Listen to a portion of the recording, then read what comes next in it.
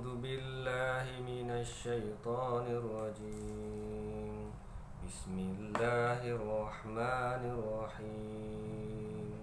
إن علينا للهدى وإن لنا للآخرة والأولى فأنذرتكم نارا تلظى لا يصلاها إلا الأشقى الذي كذب وتولى وسيجنبها الأتقى الذي يؤتي ماله يتزكى وما لأحد عنده من نعمة تجزى إلا ابتغاء وجه ربه الأعلى ولسوف يرضى.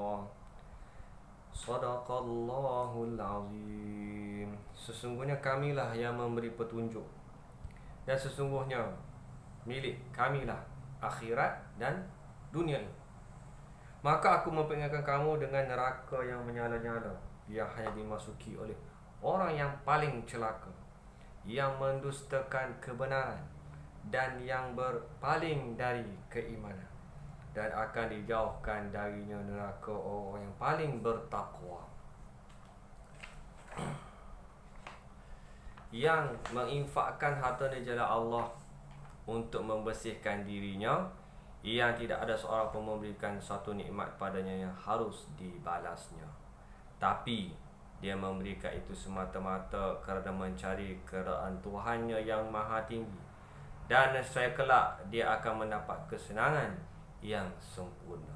Surah Al-Lail ayat 12 sehingga 21. Hadirin dan hadirat yang dirahmati, yang dikasihi Allah Subhanahu wa taala sekalian. Tersambung perbicaraan berkaitan dengan surah Al-Lail. Dalam bahagian yang kedua ini, Allah Subhanahu wa taala memberi peringatan kepada kita, inna alaina lal huda. Sesungguhnya Allah Subhanahu wa taala, kamilah yang memberi petunjuk, yakni menjelaskan yang mana halal, yang mana haram, menjadi petunjuk kepada kita mana haram, mana halal. Ulama lain mengatakan barang siapa yang meniti jalan petunjuk, maka ia akan sampai kepada Allah Subhanahu wa taala. Siapa yang mengikut jalan hidayah melalui jalan petunjuk, Allah SWT akan sampai, kita akan sampai kepada Allah SWT. Pendapat ini menjadikannya seperti firman Allah Ta'ala, wa 'alallahi qasdus sabil, surah An-Nahl ayat 9. Dan hak Allah menerangkan jalan yang lurus. Itulah hak Allah Subhanahu wa taala, menerangkan mana jalan yang benar, mana jalan yang salah, menunjukkan kepada kita jalan yang lurus, yang seharusnya kita sebagai umat Nabi Muhammad SAW ini mengikutinya. Demikian disebutkan oleh Ibnu Jarir. Kemudian firman Allah Ta'ala, sungguhnya wa inna lana lal akhirata wal ula, dan sesungguhnya kami lah memiliki akhirat dan dunia ini. Dunia dan akhirat adalah milik Allah Subhanahu. Manusia ramai yang lupa, jadi ingat apa yang dia ada ini adalah miliknya, sedangkan ini semua adalah milik Allah Subhanahu wa taala. Allah Taala kena hafal kita, kena beritahu kita supaya kita manusia ni tahu. Tidak ada perasaan kebanggaan, kehebatan dalam hati kita bahawa apa yang kita ada ini adalah milik Allah Taala. Pangkat yang kamu dapat, kedudukan yang tinggi yang kamu dapat, milik Allah. Wa inna lana lal akhirata wal ula, yakni seluruhnya adalah milik Allah, milik kami, dan kamilah yang mengatur itu semua. Firman Allah Ta'ala lagi, fa anzartukum naran talazza, maka aku memperingatkan kamu dengan neraka yang menyala-nyala, yakni neraka yang bergejolak, neraka yang bergejolak. Imam Ahmad meriwayatkan dari An-Nu'man bin Bashir, ia berkata, aku telah mendengar Rasulullah sallallahu alaihi wasallam bersabda, sesungguhnya penduduk neraka dengan azab yang paling ringan ialah seorang diletakkan 2 bara api di bawah tapak kakinya, kemudian otaknya mendidih. Hadis riwayat Al-Bukhari. Itulah azab api neraka yang paling ringan sekali. Letakkan bara api di bawah telapak kakinya, dan dengan bara api tersebut menyebabkan otaknya menggelegak, mendidih. Masya Allah. Kan? Azab. Jangan main-mainlah dengan azab Allah Subhanahu Wa Taala ini. Ada yang kata, oh, tak apa, masuk neraka sekejap nanti masuk syurga sekali sebab kita beriman. Jangan. Kan sangat mengerikan keadaan ini. Begitulah juga yang diriwayatkan oleh Muslim. Hadis Muslim pun menjawab memberitakan perkara yang sama. Sebagaimana mendidihnya periuk seorang mengira bahawa itu azab yang paling pedih, namun ternyata itulah azab yang paling ringan. Orang yang diberikan azab yang paling ringan sekalipun, dia rasa sangat pedih. Allahu Akbar. Kalau letak bara api di bawah tapak kaki, otak menggelegak. Kita pijak bara api pun, kalau otak tak menggelegak pun kita rasa perih, sakit. Apatah lagi ahli-ahli neraka. Moga-moga Allah SWT memelihara kita. Amin. Kemudian dalam ayat yang ke-15, Allah SWT kata, la yaslaha illal ashqa, yang hanya dimasuki oleh orang yang celaka.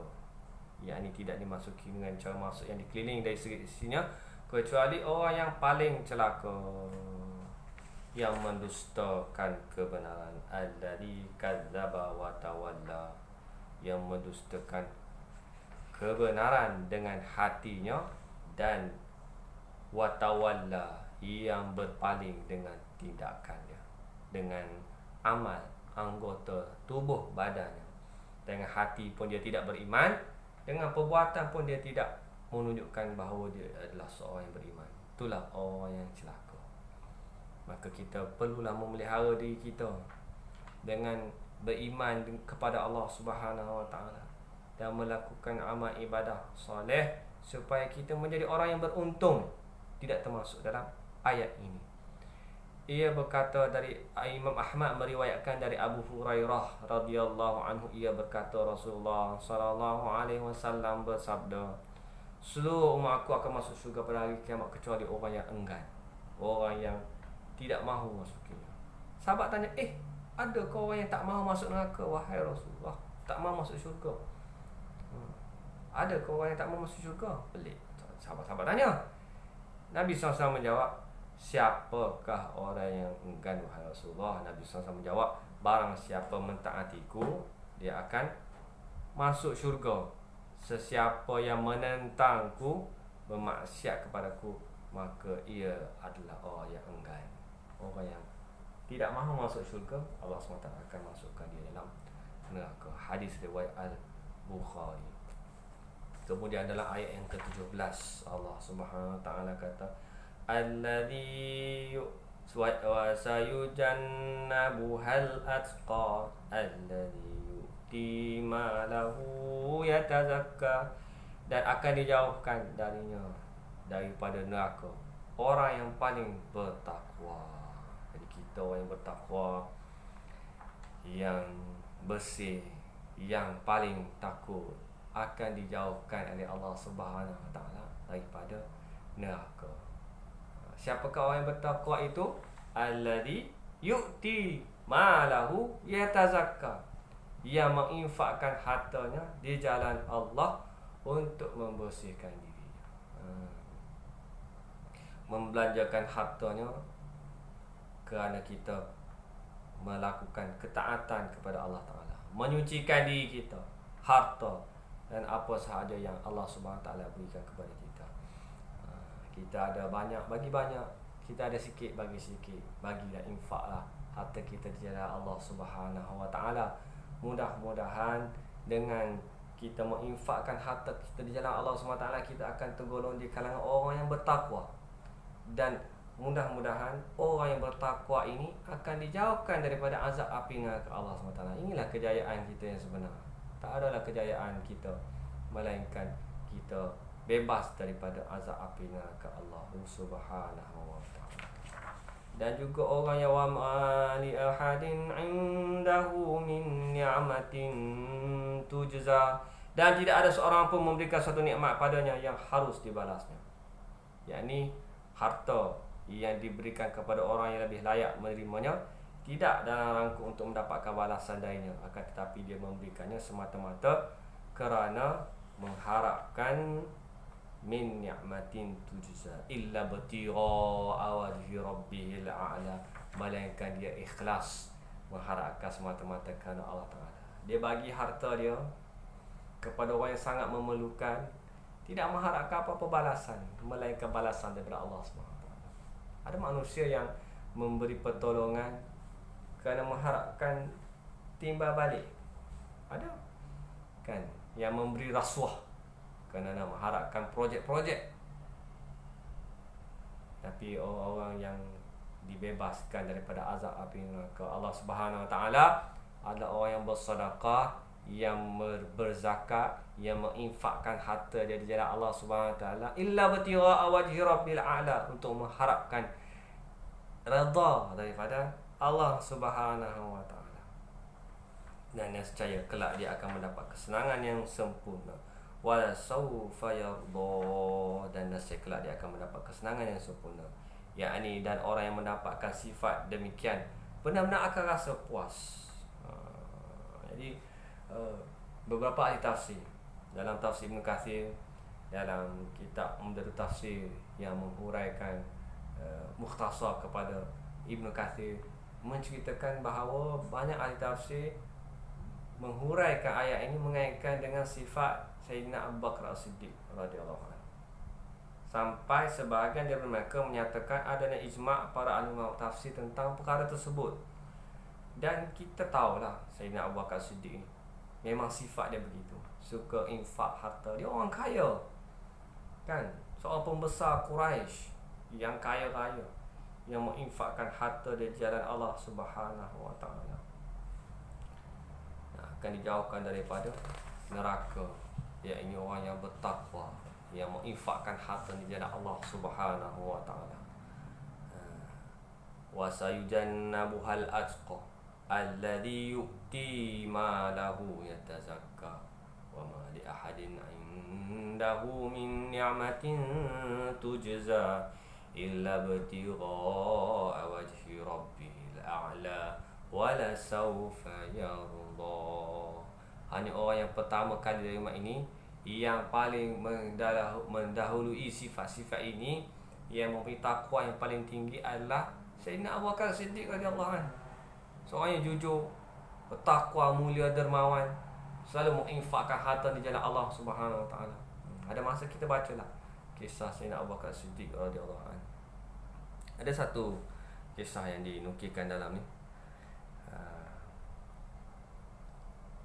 cerita Urwah bin Mas'ud.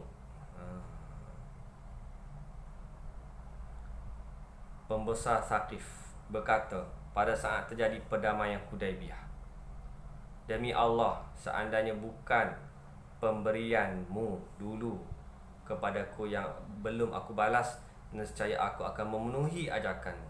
Yakni disebutkan bahawa Urwah pernah terbeban dengan diat, lantas ditolong oleh Abu Bakar radhiyallahu anhu. Pernah suatu ketika dahulu, pada saat Urwah menghadap Rasulullah sallallahu alaihi wasallam, maka Abu Bakar telah berkata dengan perkataan yang membuatnya marah. Namun ia menahannya kerana kebaikan, mengenangkan kebaikan Abu Bakar Siddiq yang pernah menyelamatkan dia, telah membayar diat untuknya. Jika demikian mulianya Abu Bakar di mata pembesar Arab dan kepala-kepala kabilah, maka bagaimana halnya dengan orang-orang selain daripada mereka? Itulah sebabnya Allah Ta'ala berfirman, dan tidak ada seorang pun memberikan suatu nikmat padanya yang harus dibalasnya, tetapi dia memberikan itu semata-mata libtigha wajhillah, kerana mengharap wajah Tuhannya yang maha tinggi, dan nescaya kelak dia akan mendapat kesenangan yang sempurna. Kemudian adalah as-sahihain, Rasulullah SAW bersabda, barang siapa menginfakkan dua sesuatu di jalan Allah, maka para penjaga syurga akan memanggilnya. Wahai hamba Allah, ini adalah kebaikan. Lantas Abu Bakar berkata, wahai Rasulullah, apa yang dipanggil darinya kerana satu keperluan? Apakah akan dipanggil dari seluruh pintu juga? Nabi SAW menjawab, iya, dan aku berharap engkau termasuk di kalangan mereka. InsyaAllah, mudah-mudahan sedikit sebanyak perkongsian pada hari ini boleh memberi manfaat kepada diri yang berkata-kata ini dan juga tuan-tuan dan puan-puan sekalian.